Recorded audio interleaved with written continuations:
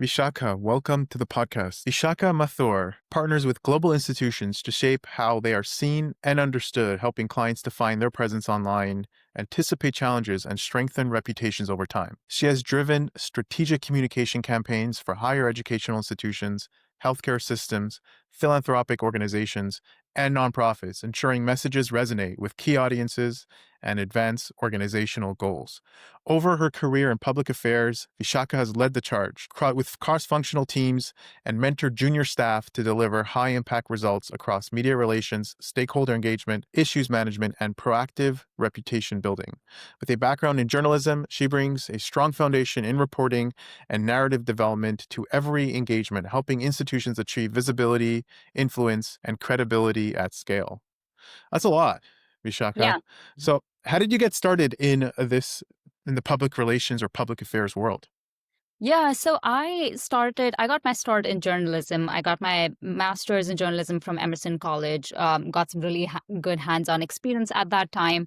And then eventually, when I was looking for a job, honestly, almost accidentally found myself with a communications company, which I'm just so incredibly grateful for. I got my first opportunity with them. It's a Boston-based progressive agency.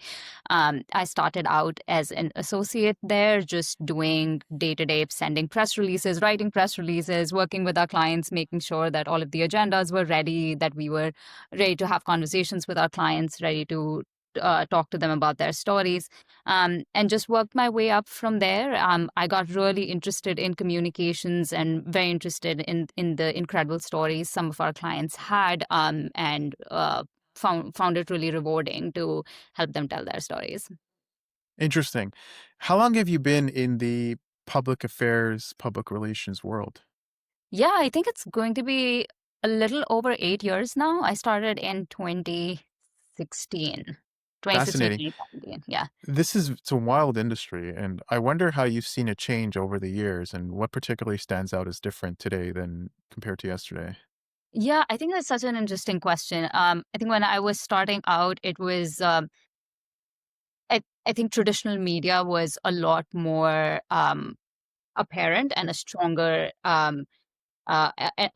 tool and platform to get people's stories and tell client stories. For example, I think newspapers or television or radio was still a big thing.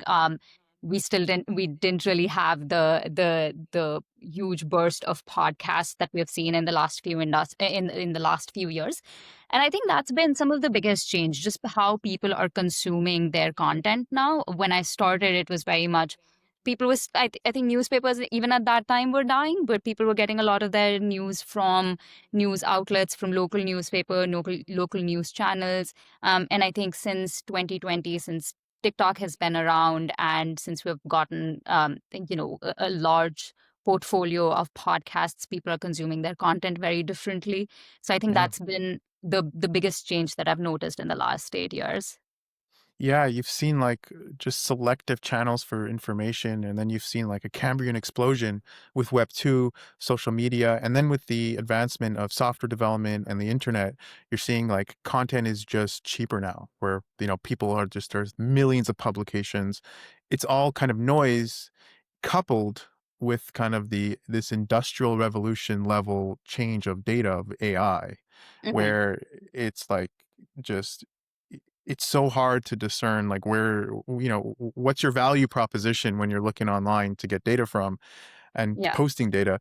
So I wonder specifically with something like ChatGPT, Hmm.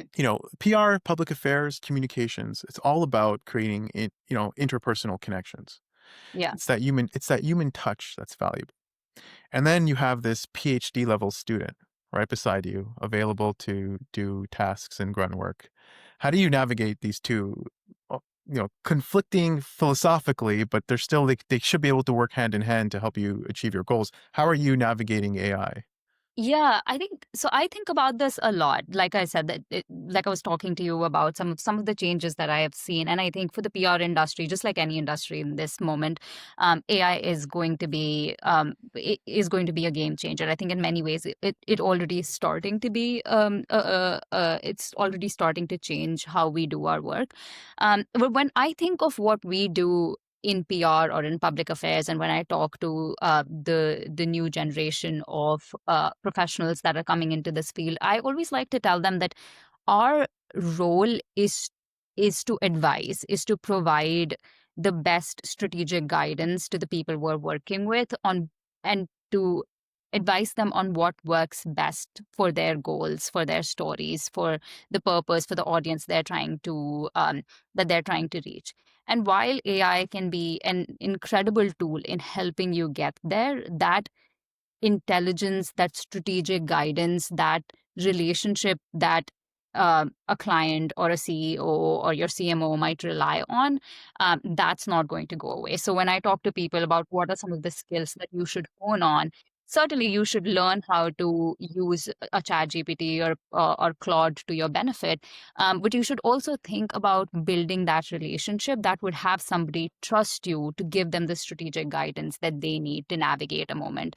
And I work a lot with crisis, which is where I think that this particular advice is very, very pertinent, because I think in a time of crisis, you need somebody that you can look to who can be a stable partner for you. And in those moments, if you can provide good strategic guidance to your leader, to your client, I think you're already proving your value, and then you can always turn to AI to help you execute some of it. Yeah, like I was just having a conversation earlier, and this was brought up. I like to look at it as making you double down on what your uniqueness factor is. Mhm. Right? We're in a world now where, like, if you take AI for just a moment, it's the aggregate, it's the average of all the information out there. You're going to get a solid B plus, A minus answer. You want to live above that curve in the sense that you want to have, you want to like look introspect and say, hey, what is unique about myself relative to my competitors? And you Mhm. want to do whatever you can to triple, quadruple down on that aspect of yourself and look at everything else as noise. And if GPT, whatever you can patternize and delegate, hand over to GPT so it allows you to do what you do best and Yeah. more of it. Yeah. Yeah, exactly. And I'll also just add to it. I recently I was reading this op-ed by a Columbia Business School professor who did this experiment with ChatGPT, where she asked ChatGPT to recommend um, an ice cream flavor 100 times, and ChatGPT every time 98 out of the 100 times gave the same two flavors, narrowed it down to the same two flavors.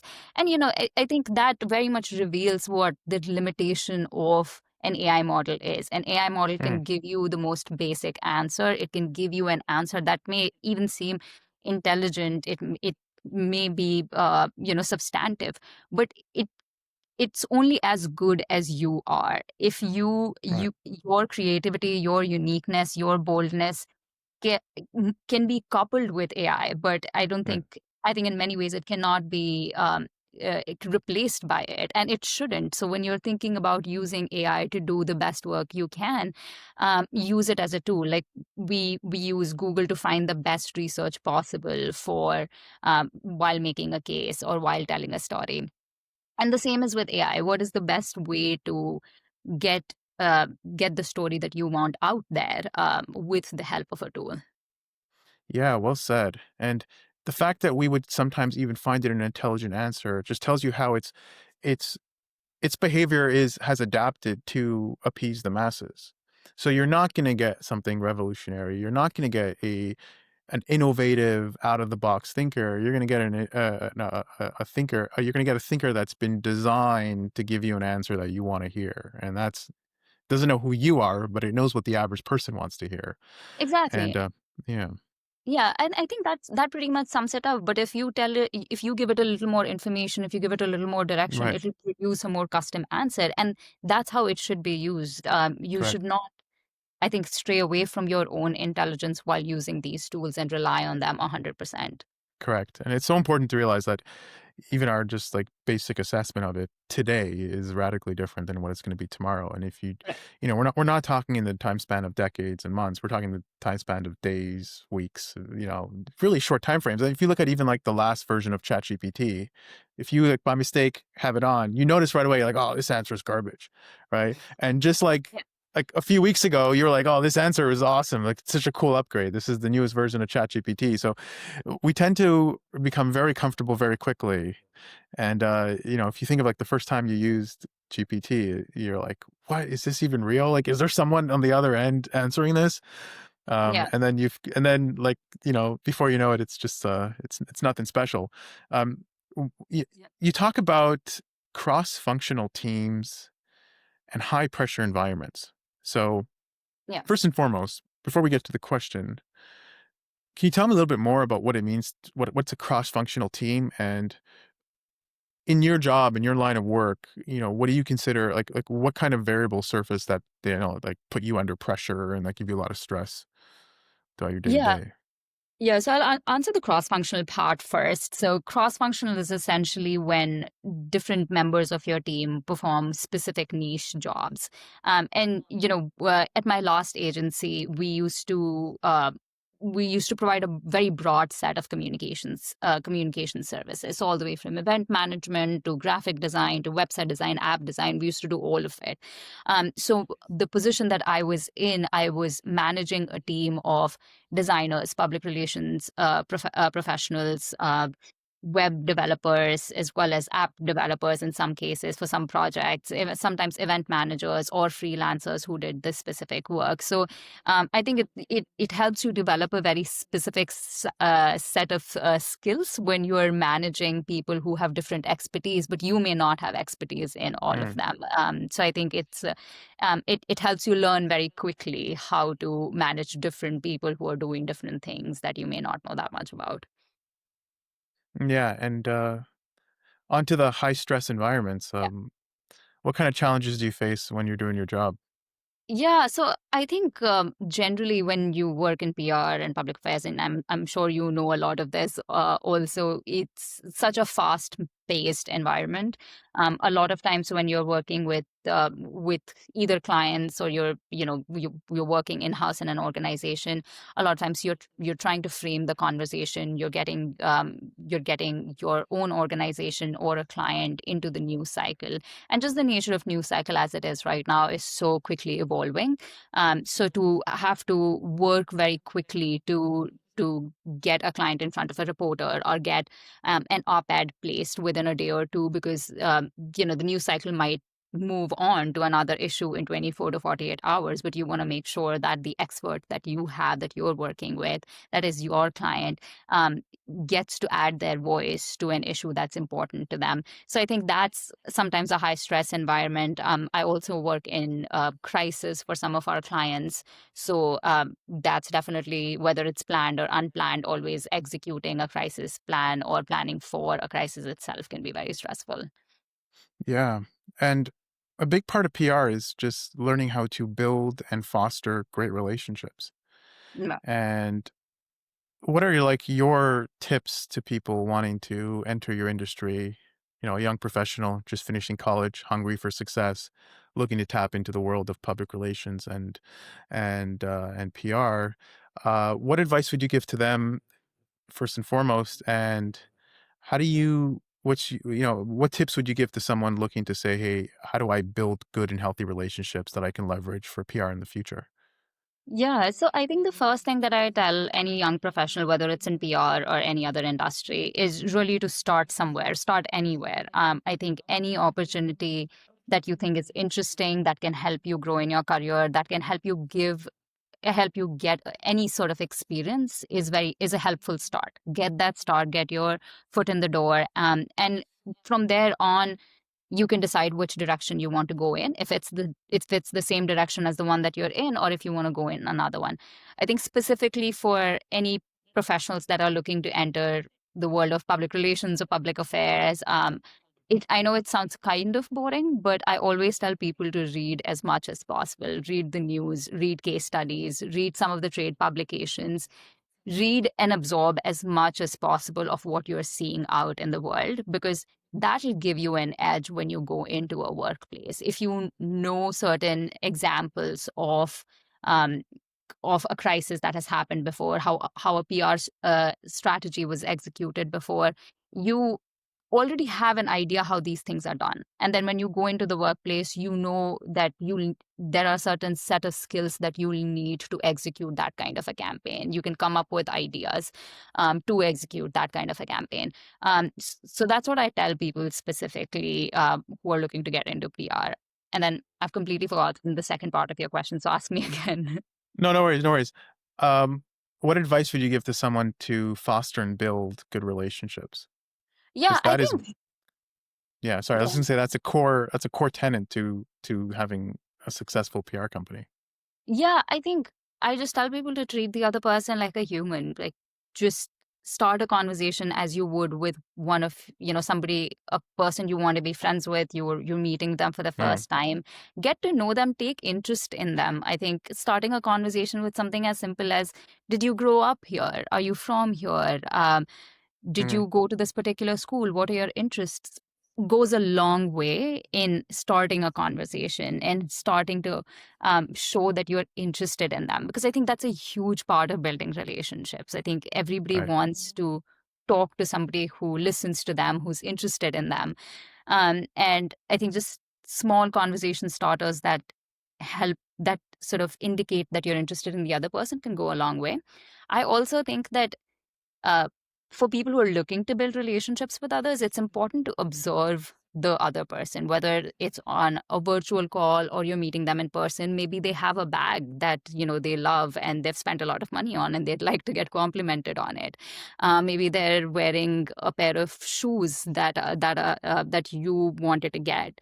I think observe and try to learn about them as much as possible so that you can find some sort of common ground that can become the basis for your relationship. It doesn't always have to be about work. I think a lot of people think that Right. you have to talk about what are your organizational goals or what was the last campaign that you have to do. I think sometimes it's just about getting to know the other person and going from there. Interesting. Yeah, it's like PR agents always feel like someone wants something from them. So just building a personal touch first can probably go a long way. Um, yeah, and Yeah. how do you balance that?